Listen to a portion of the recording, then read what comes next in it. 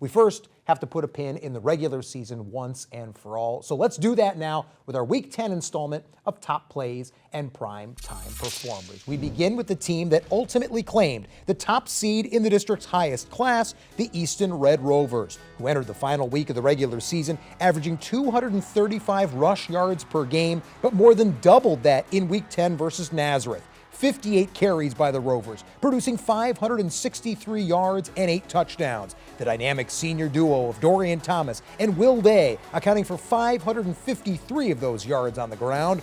Thomas with 22 carries for a career-high 315 yards and 4 scores, finding pay dirt on a couple of 1-yard runs, in addition to long scoring plays of 29 and 71 yards. Day also found the end zone 4 times as well, scoring from 4, 7, 10, and 18 yards away. He toted the rock 30 times for a career-best 238 yards. Day enters the district tournament just 49 yards shy of 1,000 for the season. He's got 17 total rush TDs. Thomas with 19 scores on the ground and now nearly 1,200 yards rushing for the year.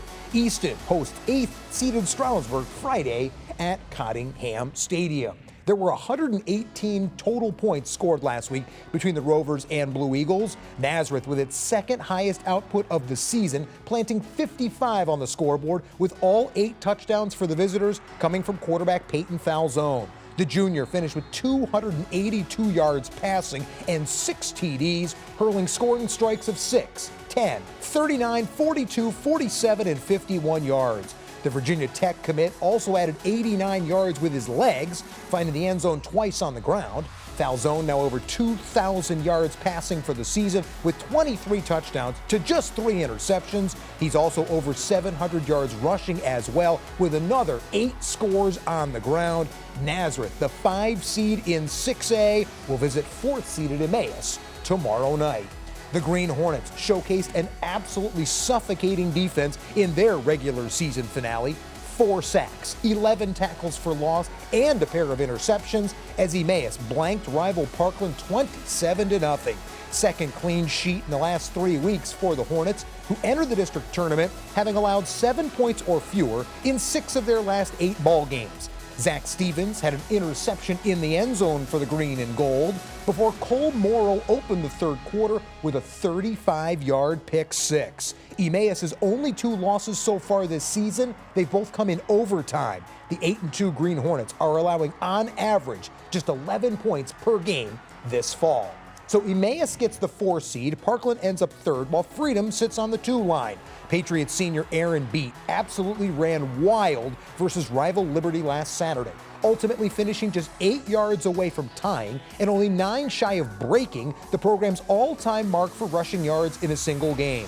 All told, Beat carried the ball 29 times for 359 yards and 4 touchdowns. The senior found the end zone on 25, 50, 63, and 75-yard scoring scampers, ending the regular season with 1,548 yards rushing and 17 TDs. Freedom outlasted the Hurricanes 44-24 in claiming its 6th straight in the rivalry series. Beats 359 yards just back of Darius Webb's mark of 367 set back in 2009. The Patriots host 7th-seeded Northampton this Friday night. The Concrete Kids, coming off one of the most remarkable comebacks we've seen all season long. They trailed Bethlehem Catholic 20-7 with just 3 minutes to play when QB Aiden Hess found Tamir Williams on a 30-yard TD to bring them within 7. The extra point became a 35-yard attempt after an unsportsmanlike conduct penalty, but Aaron Gutkowski, he drilled it anyway. Northampton's Trevor Messer, then with the onside kick, which is promptly recovered by Devlin Shavir, before the kids are able to work the ball all the way down to the Becca 6, which is 37 seconds to go. Zeke Spencer scores to tie the game at 20 all. Another Gutkowski PAT wins it for Northampton. Hess, who entered the game in the 4th quarter, threw for 64 yards and a score while adding another 48 yards on the ground. The K-Kids finished the regular season at 5-5. Now, it wasn't a comeback, but Northwestern Lehigh had to grind out a win last week for the first time all season.